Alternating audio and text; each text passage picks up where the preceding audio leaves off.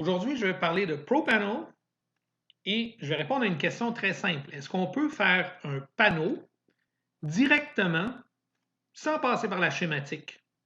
Alors, directement à partir d'une liste Excel. Une liste comme celle-ci qui me donne une coupe de composantes et dans ces composantes-là, voilà, je veux placer un panneau. J'ai trouvé quelque chose d'intéressant sur Google qui m'intéressait. Alors, de un, j'ai trouvé ces tutorials-là qui m'expliquent un peu tout ce que ça font, tout ce qu'il fait là-dedans. Ce que j'ai trouvé aussi d'intéressant, c'est lui. On aime beaucoup le do it. Bon, pas sûr que j'y ferai confiance pour celle-là. On va regarder. Faites-moi confiance, on peut faire un panneau dans un plan, directement dans un projet. J'ai un projet ici, projet, j'ai créé un layout. Là-dedans, je vais tout de suite partir avec mon 3D, donc mon layout 3D. Puis, dans ce layout-là, ben, à quelque part, je veux représenter un panneau, panneau A, panneau AB, peu importe. Peu importe. On est dans le panneau. Là, il faut savoir la grosseur du panneau. On me demande parfois comment tu fais pour évaluer la grosseur d'un panneau. Ben, j'ai ici, je regarde l'air que j'ai de besoin pour chacune des composantes. Comment je fais ça? Un calcul mathématique bien facile. La largeur fois la hauteur fois la quantité. OK? Alors, ça me donne une aire. Cette aire-là, je l'additionne ensemble, je la multiplie par 4. J'en fais le carré. Là, j'ai à peu près la grosseur de ce que j'aurais de besoin comme panneau. 755 par 755 ferait l'affaire. Mais bon, ça n'arrive pas, là. Ça n'existe pas, je le sais. On va aller voir chez Rital, qu'est-ce que j'ai à peu près dans ces grandeurs-là. Alors, je pourrais utiliser, par exemple, une largeur de 600 mm dans la boîte de AE. Et je vois, par exemple, qu'une qui m'intéresse ici, qui pourrait faire l'affaire, c'est la 1076-500. Dans un plan, cette 1076-500, si vous ne l'avez pas déjà trouvée précédemment, vous pouvez aller la chercher dans le Data Portal. Moi, je l'ai déjà choisi précédemment, je l'ai ici. On la voit, c'est une boîte assez simple, assez petite quand même, et je vais la placer tout simplement ici. Bon, la boîte est placée, tout est cool. Là, on ouvre ici, on s'en va directement vers le panneau ici. Puis on dit, OK, dans le panneau, là, ben, la plupart du temps, la première fois, quand je commence à placer du stock, moi, je commence toujours par mes docks, parce que je sais que mes docks, j'en ai besoin d'un peu partout, ici autour. J'en ai besoin ici de ce bord-là, jusque-là. Là, le collision check, parfois, il est pratique comme il n'est pas pratique. Alors, vous pouvez l'enlever ici, tout simplement. Puis, vous pouvez dessiner vos docks à partir de là. OK? Ça, c'est une façon très, très, très rapide de le faire. Ce qui est intéressant, vous voyez que pour le perçage, c'est déjà dealé en arrière-plan. Si jamais vous vous êtes trompé d'une petite coche de même, ben, c'est pas une grosse affaire à faire, c'est juste de choisir la longueur puis de la rallonger. Bon. On sait que des panneaux, quand on fabrique des panneaux, là, il y a bien des choses qui viennent standard. Moi, je me suis créé une petite macro standard de distribution de même.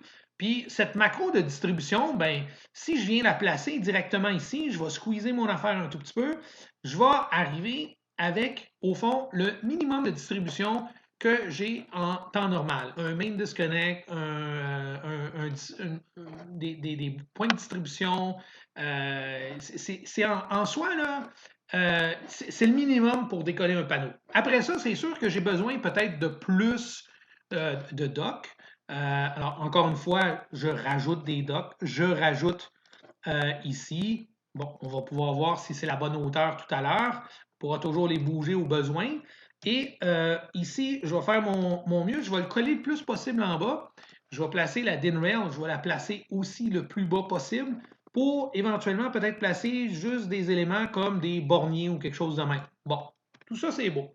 Là, on m'a demandé, est-ce que tu es capable de prendre ta liste Excel, de l'importer? Oui, je suis capable. J'ai un menu ici dans un plan qui est le device list. Et je suis capable, par exemple, ici, je vais l'effacer juste pour vos besoins à vous. Là, je vais l'effacer, pouf. Et je peux importer une liste. Cette liste-là là, est super simple. C'est une liste Excel, tout simplement, qui a les quantités, comme on les a vues tout à l'heure. Et on peut voir les quantités qui sont déjà à zéro, c'est parce qu'ils sont déjà placés là. Okay? Il est capable de faire l'évaluation entre les trois composantes que j'avais puis les trois que j'ai déjà placées parce qu'ils font partie de mon standard. Là, il m'en reste d'autres à placer, comme par exemple ici, ce relais-là, je vais le placer par exemple. Puis lui, il veut le placer 4 fois. Bon, on va le placer 4 fois, il n'y a pas de problème. On va le placer un à côté de l'autre, comme ça, tout est bien beau. Et on voit que ça tombe à zéro. Bon, ça, c'est une composante. Est-ce que je la place? Ouais, elle peut se placer. Je pourrais la placer direct ici. C'est cool aussi. Parfait. Il m'en reste ici, il m'en reste là.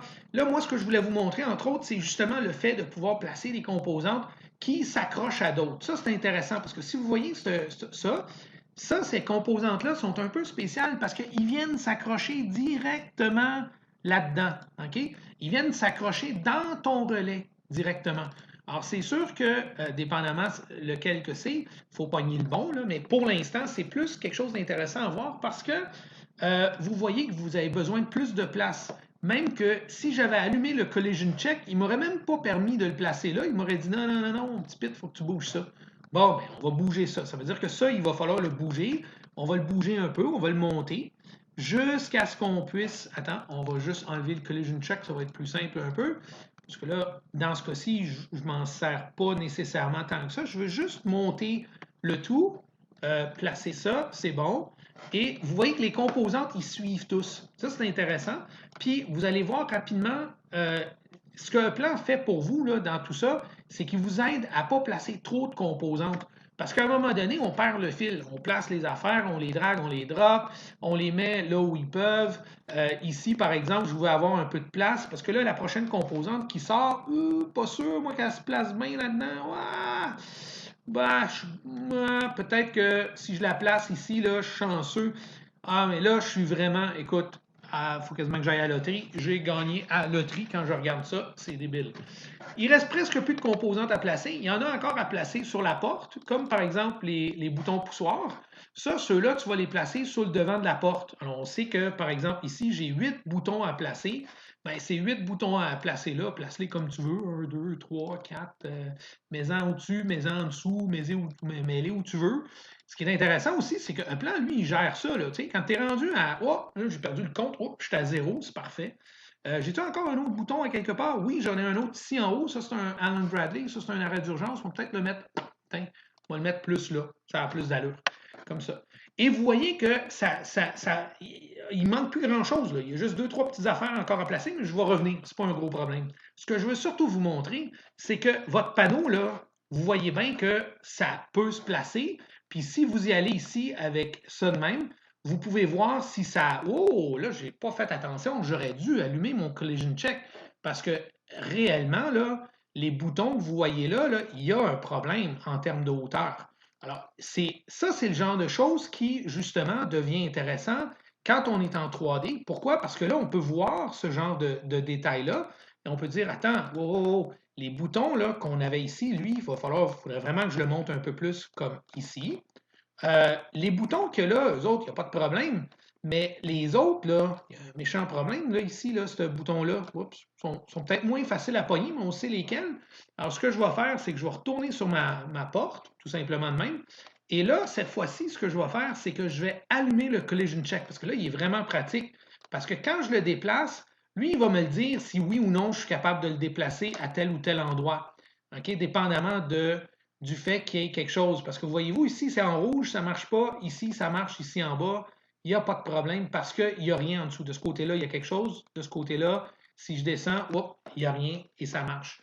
Alors, vous pouvez vraiment, en plus, vous pouvez le faire avec l'ensemble ici. Vous pouvez voir vraiment de ce qu'on parle. Puis vous voyez pourquoi ça cognait dans les éléments. Alors, c'est sûr que pour faire un panneau qui est cute, vous allez pouvoir remettre ça tout ici correctement, bien enligné, sans venir ici comme ça. Bon, là, ça a de l'allure. OK? C'est l'avantage du 3D définitivement sur le DD. Ça se compare même pas parce que vous n'auriez pas pu voir ces détails-là sur un simple 2D. Ce qui est encore plus intéressant, c'est ce qu'on fait au niveau de la documentation. Parce qu'au niveau de la documentation, c'est bien beau d'avoir un panneau comme ça en 3D, mais là, il faut faire la porte, il faut faire le backplate, il y a plusieurs tâches à faire. Et pour chacune de ces tâches-là, ben, dans un plan, nous avons différentes vues qui peuvent être générées. Okay? Ces vues-là se génèrent tout simplement de façon automatique, comme des rapports et vous n'avez pas à vous soucier vraiment de quoi que ce soit. C'est une question de configuration initiale, puis après ça, ça se génère de façon directe. Alors ici, ces vues-là, on les laisse générer ici, ça prend quelques minutes, surtout la première, elle prend un peu plus de temps. Les autres sont un peu plus rapides. Je vais vous les montrer rapidement à quoi elles servent. Alors, vous pouvez vous les faire à toutes les sauces. Ce qui est intéressant, c'est que ces vues-là, tout comme les listes de matériel ou comme toutes les autres choses dans un plan, elles se génèrent de façon automatique. OK? Donc, automatique, ça veut dire que vous pouvez changer de quoi et automatiquement, elles vont se remettre à jour. Ça, c'est très intéressant.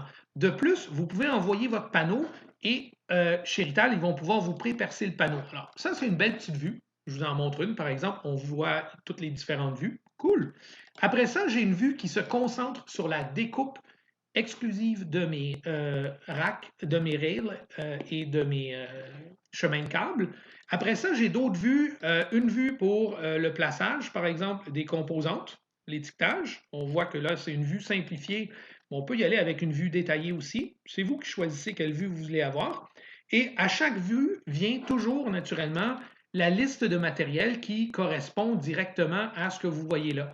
Vous avez même la possibilité de calculer les éléments qui chauffent dans ce panneau-là pour voir si on surchauffe ou si on ne surchauffe pas. Ici, on voit qu'on a à peu près pour 200 watts de chauffage total. C'est pas grand-chose. C'est pas une grosse affaire. Une autre affaire, comme je vous le disais, c'est que vous pouvez prendre votre panneau, l'envoyer chez Rital et ils vont vous retourner le panneau qui est complètement percé. Ça se trouve avec le mode Center. Le mode Center se sert de la technologie qu'on va voir ici à l'instant même fonctionner. Alors, ce qu'on fait, c'est qu'on regarde et on évalue les surfaces du projet qui aurait besoin de perçage, de trous, et on va tout simplement les passer sur la machine, sur la Perforex. Alors ici, par exemple, les trous se montrent ici dans cette vue-là. Les premiers trous à faire, c'est les trous qui ont rapport avec les boutons poussoirs. Comme vous voyez, ils sont placés exactement sur la porte. Et on a des trous sur le backplate.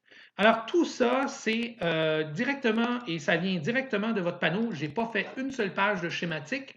Et pourtant, j'ai une liste de matériel, j'ai un panneau et j'ai monté un panneau.